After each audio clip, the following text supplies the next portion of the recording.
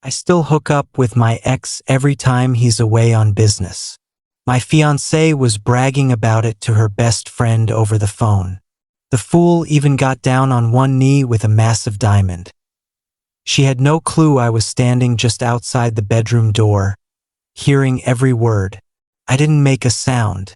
The following morning, I quietly took the ring back, left the pawn shop receipt on her nightstand next to a short note. Maybe your ex has enough cash to repurchase it. She's been pleading for me to come back ever since. It's been exactly 30 days since everything exploded. 30 days since I learned the woman I wanted to marry treated me like a running joke in her group chats. 30 days since I carried out what felt, at the time, like perfectly fair retribution. Right now I'm sitting in a hotel suite on the opposite coast, nursing a glass of neat bourbon, asking myself whether I took it too far. Let me start from the beginning. Melissa and I crossed paths 3 years ago through people we both knew. Sharp, driven, stunning. She checked every box I thought I had. She's an assistant district attorney. That's how our worlds collided. I was testifying as a forensic accounting expert on one of her cases. After 12 months we moved in together, and 6 months ago I proposed. The ring set me back almost 3 months' pay, 2 full carats, princess cut, custom platinum setting. She sobbed when I knelt, told me it was flawless, told me I was flawless. My job keeps me on planes constantly. I chase financial fraud for big corporate clients. Decent money, brutal hours. 3, sometimes 4 nights a week I'm in a different city, living out of suitcases. Melissa always claimed she was fine with it, said she admired how hard I worked. Last month I was supposed to fly to Seattle for a 3-day engagement. Standard meetings, nothing out of the ordinary. Flight was booked for 10 a.m., but at 8:30 the client rang. Their CFO had suffered a massive heart attack during the night. Everything was postponed a week. Trip canceled.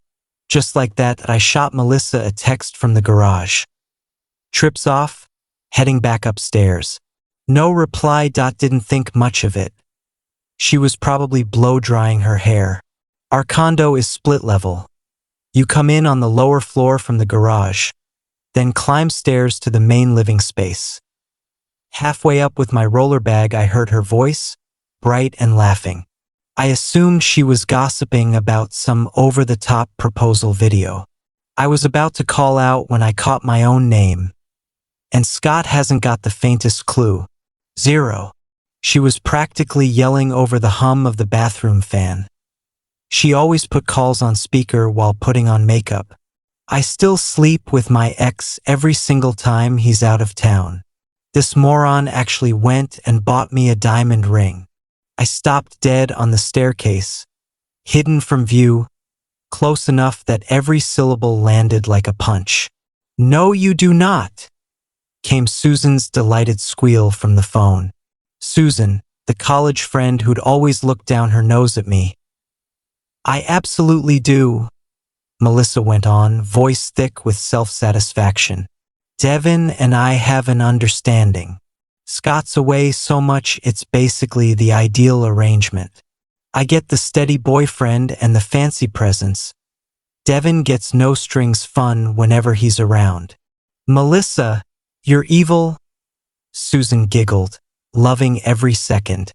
"But you have to see this ring, it's obscene. Hang on, sending you a photo right now." A pause. "Look at that thing. Can you believe he blew that kind of money?" Devin was crying with laughter when I showed him. My fingers went bloodless on the banister. Couldn't draw air. I just stood there while the woman I loved tore me apart for sport. "So what are you going to do when Scott wants to actually pick a wedding date?" Susan asked. "I'll think of something," Melissa said airily. "Suddenly a big promotion comes up in another state, whatever. I'm good at making guys hear what they want to hear." That was the moment something inside me went cold and still. I wasn't going to scream, wasn't going to give her the scene she could laugh about later. I turned around, walked silently back down the stairs, got in my car, and drove to the nearest cafe. I sat there 20 minutes, letting the plan form. Then I realized I needed one thing from the condo before I disappeared. The ring. I waited until 9:15. Melissa would definitely be gone to court by then. I let myself in, went straight to her jeweler drawer, took the ring, grabbed my passport, birth certificate, and a backup drive with all my financial files and left. First call was to my best friend Marcus. Told him everything in a flat voice. Asked if I could stay on his couch a few days. He didn't hesitate. Next I called the bank, moved my half of the money out of our joint household account, left precisely 50% of the monthly bills. Then the landlord explained I had to break the lease because of an irreconcilable personal situation. Because we'd been perfect tenants, he let me out with only a 2-month penalty instead of 6. Then the ring. I found a pawn shop half an hour away, walked in, put the little blue box on the counter. The owner let out a low whistle. Beautiful stone. Recent purchase. 6 months ago. He inspected it, checked the GIA certificate. Best I can do is $9,500. It had cost me $22. Didn't matter. Sold. He counted out the cash, handed me a detailed receipt. I asked him to print 2 copies. By early afternoon Melissa was still in court until 6. I had hours. I went back, packed everything that was mine. Clothes, books, the photos of my family, nothing that belonged to us. 3 trips to Marcus's place.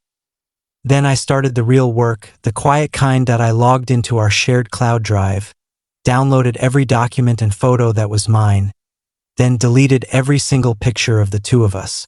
Every trip, every Christmas, every stupid selfie, gone. Left all her solo shots untouched. I opened our shared calendar where we'd already marked venue tours and cake tastings. Instead of deleting anything, I added fake appointments, fertility specialist consultations, adoption agency visits, things we'd never once discussed. Next, her favorite $300 bottle of Napa Cab she was saving for something special.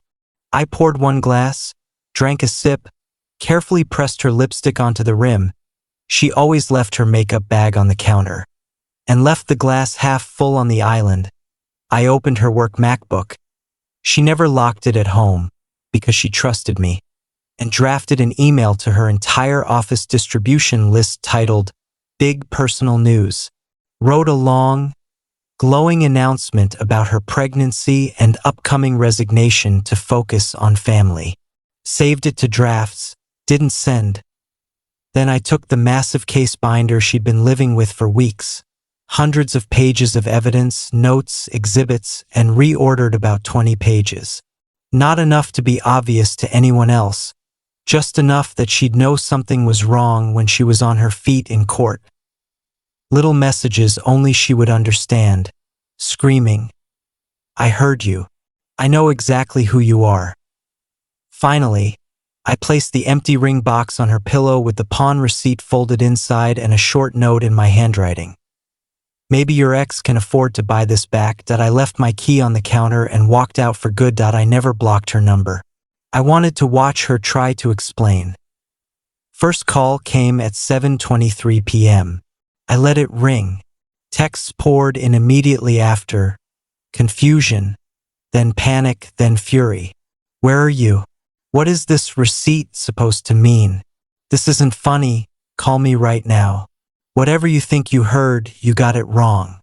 By midnight, 17 voicemails, 34 messages. I listened to every one, read every text, answered none. Next day, she showed up at my office. I'd already warned security. They walked her out. She went to Marcus's building. He wouldn't buzz her up. She called my parents. I'd already told them everything. They stonewalled her. She kept trying. Emails to my work address, DMs on every platform, flowers delivered with soggy apology cards. A week of total silence from me. Marcus finally said, Man, are you sure you don't want to at least hear her side? People say dumb stuff to friends. There is no side that makes this okay. I told him. Then, 10 days after I vanished, an email landed from Susan. Subject: You deserve the truth. I nearly trashed it. Didn't. Scott, what Melissa told me that morning was a complete lie. She has never once slept with Devin since they broke up years before you two met. Devin has lived in Sydney for the last 5 years. Married to an Australian woman. Just had their first kid. I still follow him. His whole life is public. Melissa was making it up to sound edgy in front of me and the rest of our old college group. We're a toxic bunch who reward drama. She was performing for us. It was disgusting and wrong, but she never actually cheated. I'm sorry that I stared at the screen until the words stopped swimming.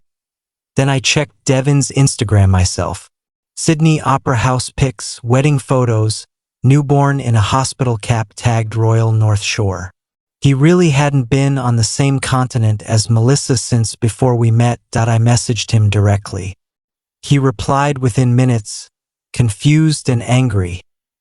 Melissa had apparently been messaging his wife, hysterical. He confirmed he hadn't seen or spoken to Melissa in years. Everything tilted. She hadn't been unfaithful. She had fabricated an entire affair to seem interesting to people who didn't matter. She had mocked me, humiliated me, treated me like a prop, but not in the way I thought. I still didn't reach out. But Marcus told me she was showing up at his door almost daily, eyes swollen, begging just to talk.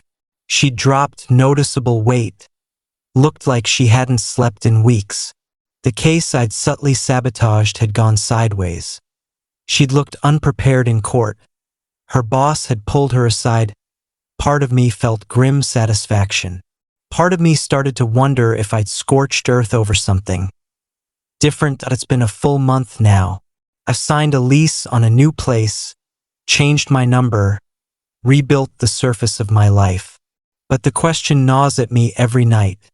Did I burn down something that might have been saved, or was the betrayal, different flavor though it was, still fatal? I thought I was leaving a cheater. Turns out I left a woman who valued looking cool to toxic friends more than she valued my dignity. Is that survivable? So I'm asking you, internet strangers, was I right to walk? Or did I annihilate something worth saving? Update 2 weeks later. Thank you all for the flood of responses. I read every one. After thinking it over, I agreed to meet Melissa. 1 hour, public coffee shop downtown. No promises except conversation. She was already sitting there when I walked in, clutching her cup like it was keeping her afloat. She looked fragile, hollowed out. For the first time, I let her talk without cutting her off. What I said was unforgivable, she started, voice shaking. I have no defense that makes it acceptable. I lied because I felt dull next to my college friends. They're all cheating or divorcing or living some soap opera life, and my happy, stable relationship with you made me the boring one. So I invented chaos to feel relevant. One stupid lie turned into that whole conversation. I never touched Devin, never even saw him. I just wanted Susan to think I was still that wild girl from university. She cried through most of it. I asked the only question that mattered. If their opinion weighed more than my respect, how could we ever have a healthy marriage? She didn't try to dodge it. We couldn't. Not the way things were. I've cut every single one of them out of my life. I'm in therapy twice a week trying to understand why I'd torch the best thing in my life for people who never actually cared about me. She told me finding the draft pregnancy email almost put her in the ER. The wine glass with her lipstick had her convinced someone had broken in. The shuffled case pages cost her credibility in front of a judge. Every surgical strike had landed exactly where I aimed. You used your skills like a weapon, she said, almost impressed despite herself. You took my whole world apart without raising your voice. We talked the full hour. Calm, raw, honest. At the end, I told her I could forgive her. But forgiveness wasn't the same as reconciliation. The trust was shattered, not by infidelity, but by the casual cruelty of her words. That kind of contempt doesn't evaporate. She asked if there was any chance, ever. I said I didn't know, that we both needed to become different people first. She had bought the ring back from the pawn shop the very next day, paid a heavy premium. She slid the box across the table. I pushed it back. Keep it. Sell it, donate the money, whatever you need. It's yours now. We hugged once, briefly, like closing a book. Not bitter. Just over. I'm moving forward. Took a new role with almost no travel. Started indoor climbing. Catching up with friends I'd let drift. I think the revenge went too far? Most of it, no. Taking my life back quietly, dividing assets fairly, the pawn receipt, those were proportionate. The mind game details, the wine glass, the draft email, the case files, were cruel. But they were precise mirrors of the cruelty she showed me. My only regret is not hearing her out before I disappeared. One conversation might have spared us both weeks of extra pain. Then again, I'm not sure it would have changed the outcome. Someone who can speak about their partner that way has revealed something fundamental. That revelation doesn't vanish just because the facts underneath were different. Thank you again for helping me think it through. This chapter is closing, and I'm okay with how it ends. Final update, 3 months after that. This will be my last post about this. Melissa and I have met several more times. Each conversation has been more grounded, more honest than the last. She stayed in therapy, quit the DA's office, severed every toxic friendship, and is building a life that actually reflects who she wants to be. I've done my own work. Realized my nuclear reaction came partly from growing up watching my parents lie and manipulate each other. I had a hair trigger for any hint of deception. We're dating again. Slowly. From scratch. New rules, new boundaries, no trying to glue the old relationship back together. The ring stays with her, but it's not an engagement ring anymore. It's a scar and a reminder I don't know if will last. Trust grows back crooked and slow, but sometimes stronger where it broke. What I do know is that the brutal way I left, the absolute icy finality of it, was the earthquake that forced both of us to actually change. Sometimes things have to be raised before they can be rebuilt properly. For anyone else going through betrayal, check facts, yes, but also trust what the words you heard reveal about the speaker's heart. Respond deliberately, not just emotionally. And remember, forgiveness is something you do for your own peace, whether you stay or go. The pawn guy apparently told Melissa I didn't show a flicker of emotion when I sold the ring. Just calm, polite, resolute. She said that image haunted her more than any screaming match ever could have. Quiet self-respect hits harder than rage. Whatever the future holds, I'm keeping that. Thank you all for walking through this with me. Your perspectives turned pain into growth. That's no small thing.